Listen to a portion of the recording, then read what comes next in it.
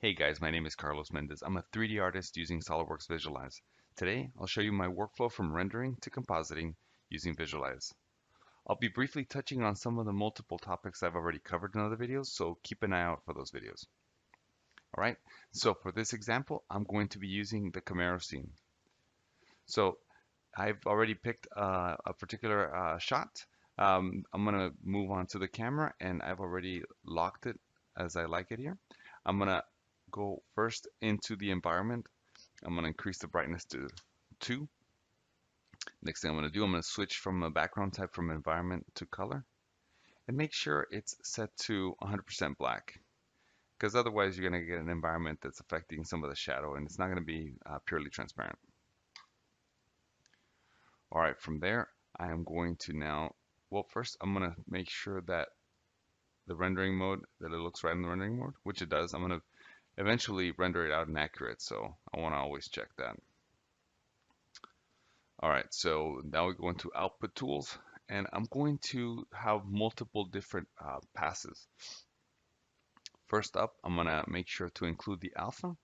I'm going to clear any passes I've previously used before. Set the correct destination, make sure you name it just like before. If you're going to include alpha, you have to make sure you either use PNG or TIFF. I'm going to stick to PNG here. As far as the passes, I'm going to include the beauty, and I'm also going to include the clown pass. The clown pass, what it does is it's a graphical breakup of all the parts, so it allows you to later more easily select them in Photoshop. Make sure that you select the correct rendering mode. I'm also rendering this out at 3556 by 2000, and I'm doing that because it'll give me a little bit more resolution to work with, and then I can always downscale it if I need to. 500 passes, and you can either send it to Q. In this case, I'd suggest send it to Q because we're gonna have multiple ones we're gonna do. So you send to Q. I already rendered that out, so you don't need to. I don't need to do that. I'll show you my results in a few seconds. Close. The next pass I need to render out is a couple different ones with and without the vehicle in the scene because I want to extract the shadow and the specular off the ground that I'll show you later in Photoshop. For that, I'm going to go into the model here, click on Camaro, and I'm going to click on Faded. That way, the reflections and the shadows still are taken into account in the plane, but without actually rendering the vehicle. So I'm going to go back to Output Tools. I'm going to clear this again to none. I can leave include alpha as well. So I'm going to send this to Q. I'm going to send this to render queue. And I'm also going to send this one that does not register any reflections or any shadow. Same thing. You send that to render queue. Awesome. So once you have that, once that gets to you, you get to render that, we are going to now move on to the Photoshop result. So what you're seeing here is the clown pass, like I mentioned earlier. It's a color breakup that allows you to easily select by using the wand particular parts of the car. And it's really useful whenever you want to separate components and make very quick specific selections on the vehicle that are object-based. So we have the clown pass, we have the vehicle, the beauty pass of the vehicle, we have the ground, and we have the ground with shadow. And I just realized that this is, I gotta change that really quick. I think it's this one. Yeah, this is the one. Yeah, that one right there.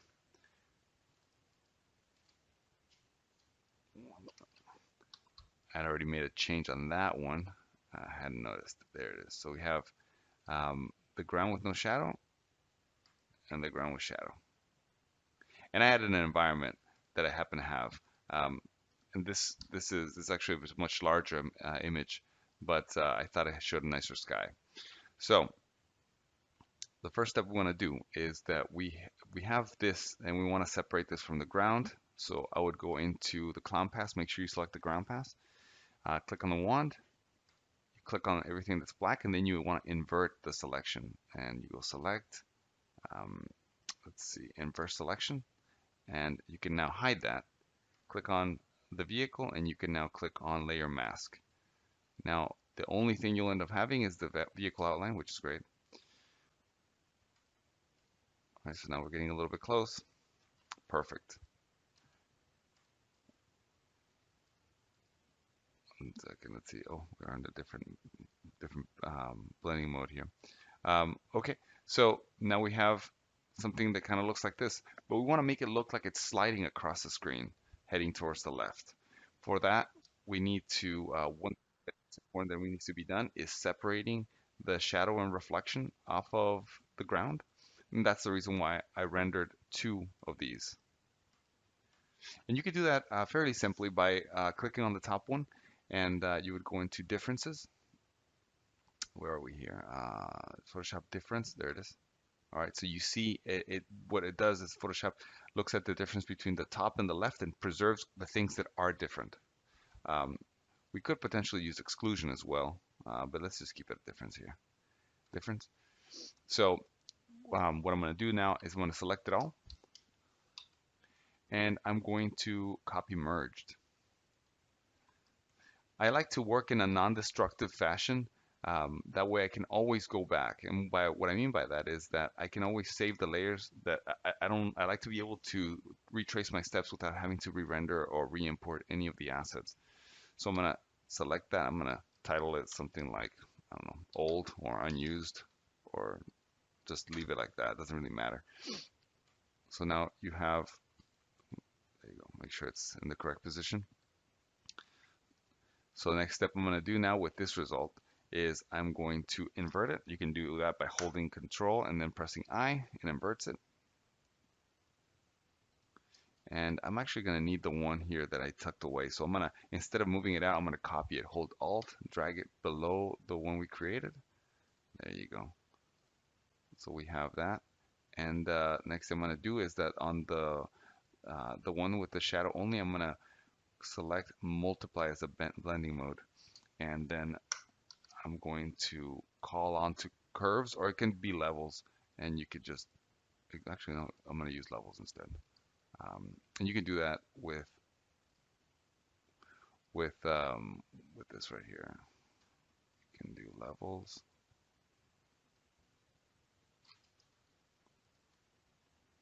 Let's see.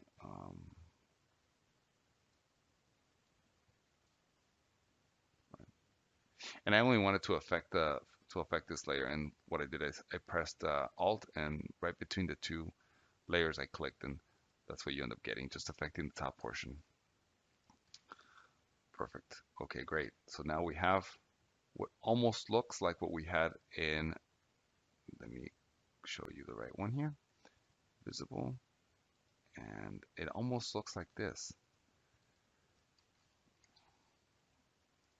Right, you can see how you're getting close to the result. So we have reassembled them already in Photoshop. Great, so now we have to add some of that dynamic movement that we wanted to add before. So first off, we want to make sure we add horizontal. We want to add that motion blur, and we're going to add that to the bottom one here. I'm going to click on that layer, and I'm going to go into filters, blur gallery, path. So what that's going to do, you can already start seeing, it adds that motion blur. Then you see when you hover over this, the ring controls how much of that blur you want to add. So you go either a very little bit to a lot more. So we can do that.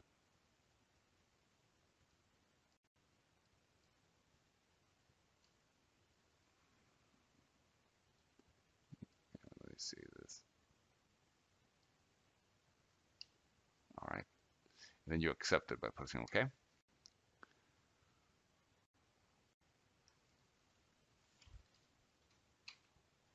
So you notice that you sometimes get this effect. In this occasion, when you have, this is because you reach the edge, and Photoshop doesn't know what to do with this. So because there's, based on transparency, it assumes that you're running, that you just want to blur that and mix it with the environment in the back. What I end up doing, usually I scale it. If it's something like this, that that the focus is not on that component, on that part, it's simply a background element, I would just scale it by pressing Control T and then maybe expanding it beyond, holding Alt maybe so it's on both ends, and then accepting. There you go, and it's gone.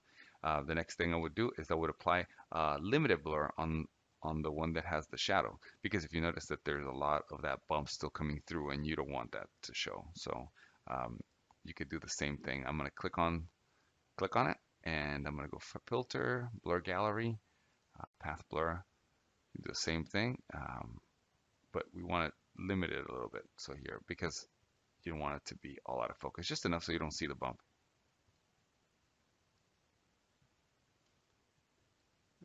Something like that, maybe. That's processing. Cool.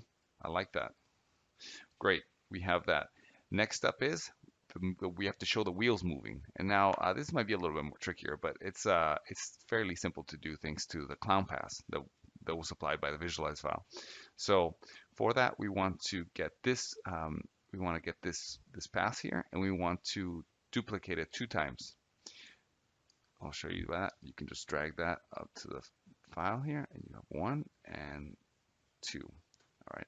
I'm going to hide the bottom one, which is the one that will show the vehicle, and I'm going to hide the top one. So this one, I want to focus on what is the wheel. So keep in mind, I'm not cutting this. I am using the layer mask. Again, this is non-destructive, so you can go back and change it. So I'm gonna change the layer mask to to black, as to just show me nothing. So I'm gonna now enable the Camaro Clown Pass. Clicking on the Clown Pass, I'm gonna now click on the wand, and I'm gonna click on all these components that I know will be spinning. Right. So you see how they're all selected here. Okay. You can actually increase the tolerance probably to like an 8. All right. So before I accept that selection, I'm gonna press on Q, or this icon right here, and it'll show me and hide the clown pass. Right. So you could see parts that are still not included. You can paint that by pressing B, and make sure you're on white. You can paint that.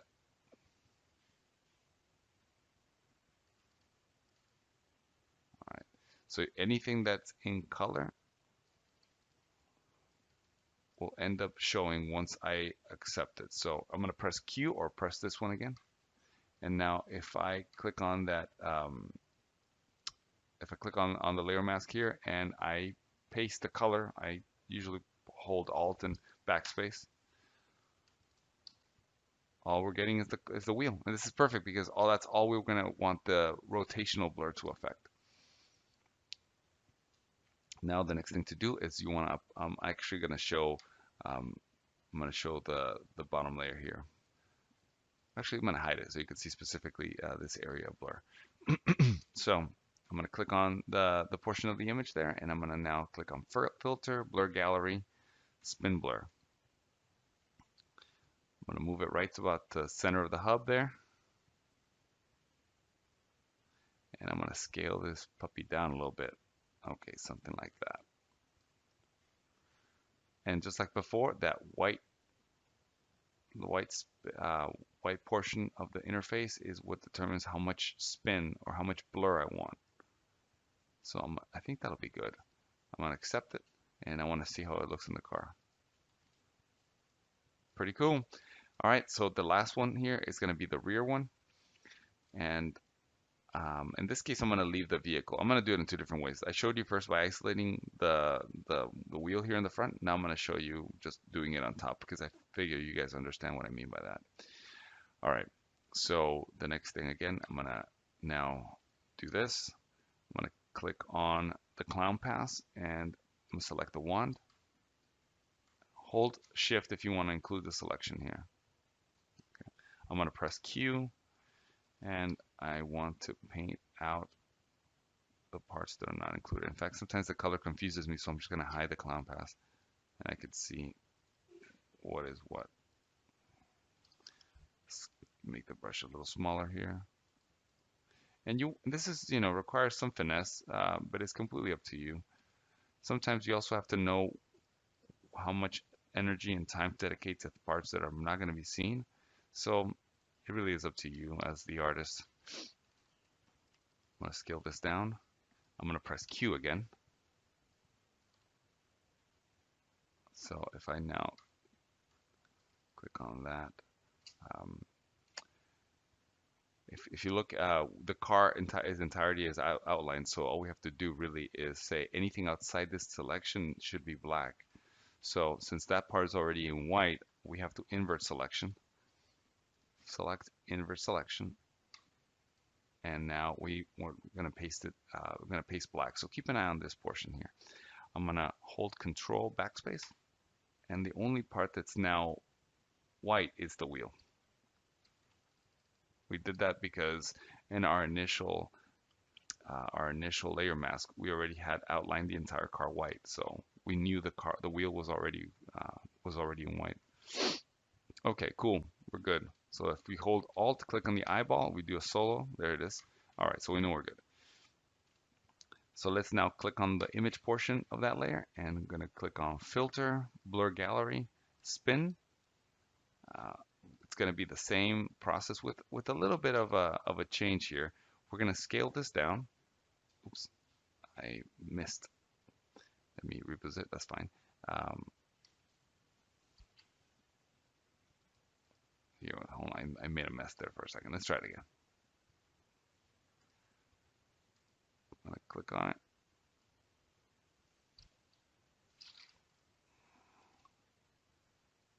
Here it is. We're now going to, yeah, I was applying multiple blurs, but accidentally. So what I'm going to do is now we're going to scale this down. And then that little rotational icon, we're actually going to drag it. It's still a scale. I don't know why Photoshop used that icon, but what you can do is that center it. Let's scale it down.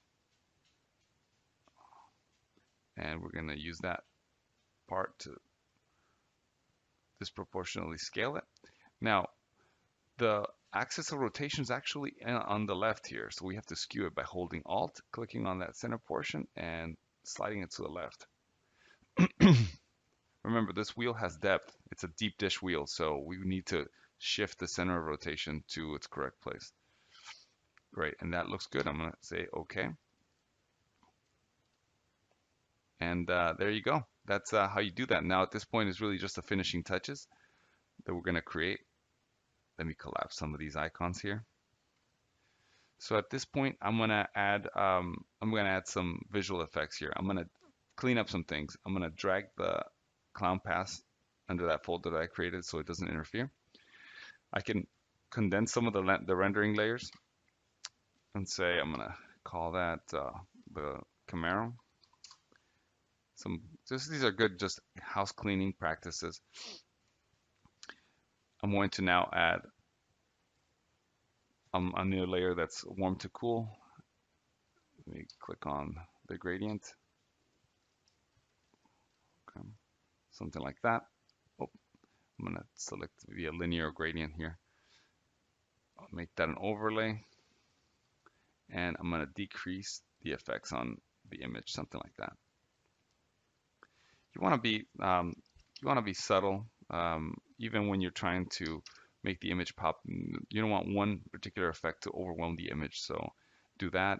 And now I'm going to hit a new layer here. Switch the gradient to circular, and I'm going to make it.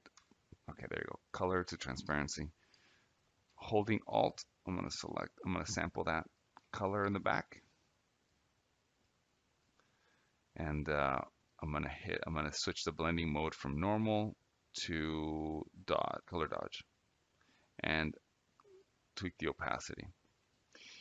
The idea is that I want it to look like we're getting blasted by the sun there, and we're having and the image is getting burnt, just kind of overexposed. I'm going to add another layer here that I'm going to put actually underneath that one, and I'm going to make it a gradient again, but this time I'm going to make it be black to transparency.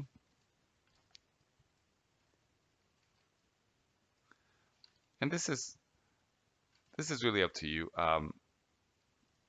Making it almost seem like there's something blocking the lens just a bit here in the front. Um, I'm also going to add another one like this, like a color dodge.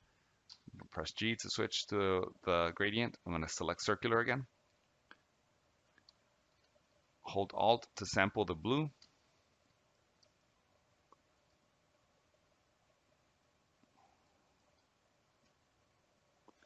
And just use the same layer. I might as well. You could use a different one, but I decided to use the same layer.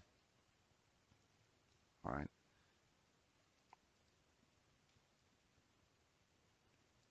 Cool. So at this point, what we can do is I'm gonna select everything again, do a copy merge again because you want to be able to go back in your steps if you want. So this is what this technique affords you. Paste. All right, so now all the effects are in this layer. I'm gonna now go into lens correction, and let me drag this here so you can see what I'm doing. And this interface pops up. Say fit to view. I'm going to add some vignette. Vignette is that darkening around the edges, and it's an optical effect that really occurs when you take a picture. It's the bending of the light, and it occurs because of a lensing issues. It's actually an imperfection due to lenses. And it's funny that we can get a perfect image from the computer, and in order to make it look more realistic, we introduce imperfections.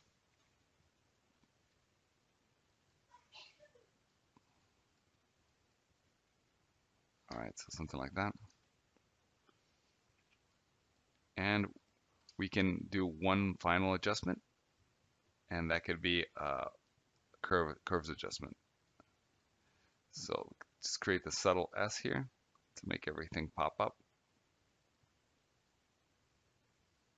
And that looks like, that looks great. All right, guys. Well, I hope you found this helpful. Make sure if you haven't seen some of the other videos I've made to go back and check them out. And I will hopefully see you guys soon. Thanks for watching.